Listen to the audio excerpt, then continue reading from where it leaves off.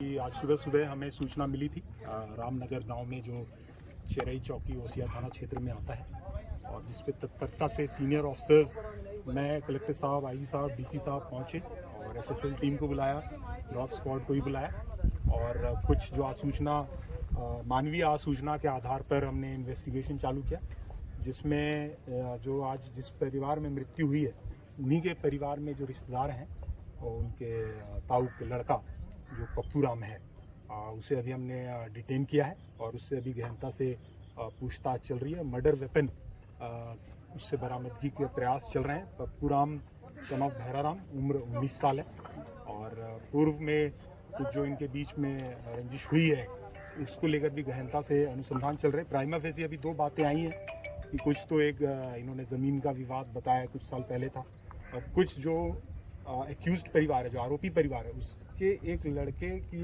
मृत्यु सूरत में हुई थी। इसको लेकर वहाँ पे अनुसंधान गुजरात पुलिस में जो चल रहा है उसकी भी हम लोग डिटेल लेंगे। कुछ ये बात आई है कि उस जो घटना हुई है उस आरोपी परिवार के लड़के के साथ, उसमें कहीं इन्हें शक था कि इस परिवार का हाथ है और इसके लेकर भी रंजिश थी। तो दो एंगल है और अभी एग्जैक्टली कहना बहुत जल्दबाजी होगा। तो हम लोग हर एंगल जो है इन्वेस्टिगेट कर रहे हैं और इसने अभी हमें जो बताया है कि हत्या कैसे की, सुबह 4 बजे आया और कुल्हाड़ी के माध्यम से हत्या करके जलाया है और कुल्हाड़ी भी इसने हमें अभी बताया है कि कहाँ फेंका है, वो भी हम लोग अभी बरामद करेंगे।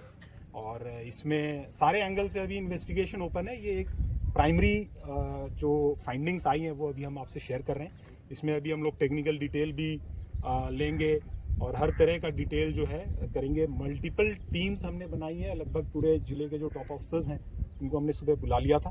हर एक को अलग अलग टास्क देके हर एक चीज़ें अभी भी हम लोग गहनता से करें। तो ये जो भी मैंने बताया प्राइमरी फाइंडिंग है और जैसे जैसे इन्वेस्टिगेशन में और डिटेल होंगे हम लोग आप लोग से अपडेट शेयर करते हैं। जलाया किससे था सर? जलाया किस पदार्थ से था, कुछ आइडिया लगा है? किचन में जो अभी इनफ्लेमेबल मटेरियल होता है, मतलब रसोई में, उस तरह की बात आई है। उसमें भी अभी उससे हम लोग बरामद करेंगे अगर कोई ज्वलनशील पदार्थ उसके पास। अच्छा सर, पप्पू राम आया था तो पप्पू राम बाहर कौन सो रहे थे? पहले किसको मारा, फिर अंदर गया, कैसे क्या थी पूरा? बाहर जो दोनों वृद्ध महिला और पुरुष थे उनको मारने की बात बता रहा है और अंदर वो जो उनकी बहू सो रही थी उसको मारने की बात बता रहा है और फिर बच्ची को भी उनके साथ जलाने की बात अभी बता रहा है। बट मैं बार बार आपसे ही कह रहा हूँ, ये हमारी प्राइमरी फाइंडिंग्स हैं। Detailed investigation, technical analysis, forensics report, postmortem report आने के बाद हम लोग अगर कोई स्टोरी में और अपडेट आएगा तो हम लोग आपसे शेयर करेंगे। ये पूरी घटना में एक ही शामिल है, पप्पू राम? अभी हमने एक को अरेस्ट किया और अभी हम कुछ इस पे कह नहीं सकते हैं। हम लोग जैसा कि आपको बताया टेक्निकल एनालिसिस करेंगे, लोकेशंस लोगों को देखेंगे कि इससे बातचीत हुई, इसके फ़ोन का एनालिसिस करेंगे।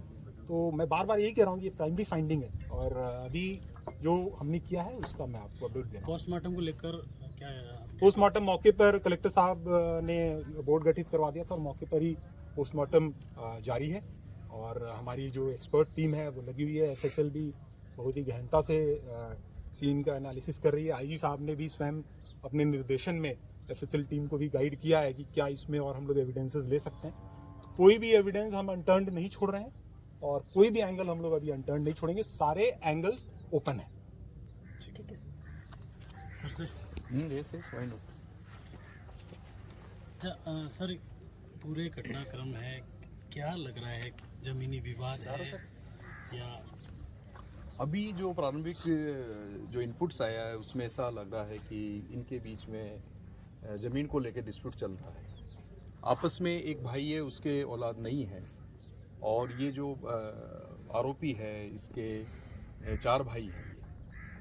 इसके जो चाचा के ताऊ के जो लड़के हैं वो 4 हैं। तो जिस भाई के औलाद नहीं है उसकी जो हिस्से की ज़मीन है, इसके बारे में अभी ये भी इनपुट्स आया है कि 4-5 साल पहले इस ज़मीन को बेचने को लेकर के इनके डिस्प्यूट हुआ था कि इस ज़मीन को आप नहीं बेच सकते और जो मृतक परिवार है इसके ऊपर इनको संदेह था कि ये कभी भी उस ज़मीन को बेच सकते हैं, अपने नाम लगवा सकते हैं।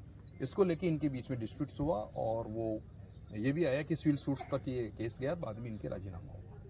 मीनवाइल अभी जो लास्ट ईयर गत वर्ष जो ये आरोपी है इसके एक भाई की गुजरात में सूरत में संदेहजनक परिस्थितियों में मृत्यु हुई है और उस मृत्यु को लेकर के इनके मन में ये संदेह था कि उस मृत्यु में इस परिवार का हाथ है या इन्होंने वो मृत्यु षड्यंत्रपूर्वक करवाई है।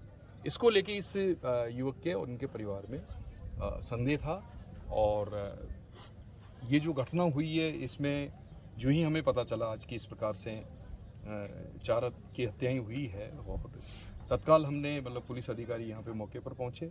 हमारी जो साइंटिफिक टीम है, एफएसएल की टीम है, हमारी डॉग स्क्वाड है, सबको तत्काल यहाँ पे भेजा गया। हमारे एसपी साहब और चुनिंदा जो पुलिस ऑफिसर है वो तत्काल मौके पर पहुँचे, और हमने कड़ी से कड़ी जोड़ने का काम अभी हमारा चल रहा है।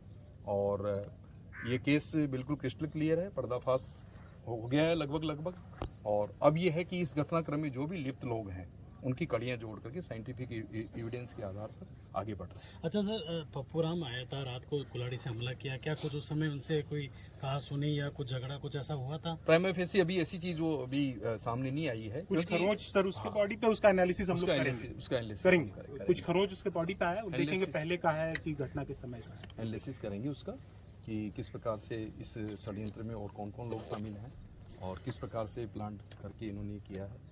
ये इन्वेस्टिगेशन का अभी मुद्दा है जो गहनता से चल रहा है। लेकिन मैं ये कहना चाहता हूँ कि पुलिस के पास जो ही इतला मिली, पुलिस ने हमारा जो रेस्पॉन्स टाइम है उसको क्विक से क्विक रेस्पॉन्स करते हुए वरिष्ठ अधिकारीगण मौके पे पहुँचे हैं। साइंटिफिक इन्वेस्टिगेशन एक सबसे बड़ी कड़ी होती है, उसके लिए हमने हमारी एफएसएल की टीम और हमारा डॉग स्क्वाड तत्काल यहाँ पे मूव करवा के यहाँ पे पहुँचा है। सभी हमारे चुनिंदा पुलिस ऑफिसर हैं जो कि इन्वेस्टिगेशन का अच्छा अनुभव रखते हैं, उनको सबको इसमें साथ में लगाया है। और जिला प्रशासन की तरफ से भी वरिष्ठ अधिकारी यहाँ पर पधारे हैं। जिला कलेक्टर तत्काल यहाँ पे पहुँचे हैं और डिविजनल कमिश्नर साहब भी यहाँ पहुँचे हैं।